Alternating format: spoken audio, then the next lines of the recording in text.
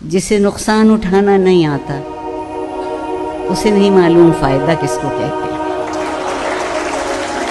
उसे नहीं मालूम। और अब ये आलम है, आपके लिए मैं काफिर, मेरे लिए आप काफिर। हम रोशन ख्याल हो गए अल्हम्दुलिल्लाह, अब इस मुल्क में मुसलमान कोई रहा ही नहीं। ये कुफ्र की बात कहाँ से आई है? हर बात पे कुफ्र का फतवा।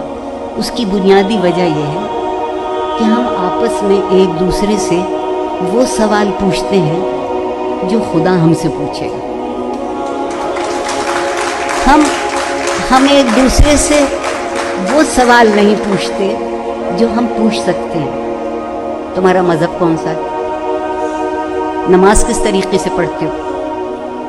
क़याम में खड़े हो तो टांगों के दरमियान से दुम्बा गुजर सकता है या नहीं गुजर सकता?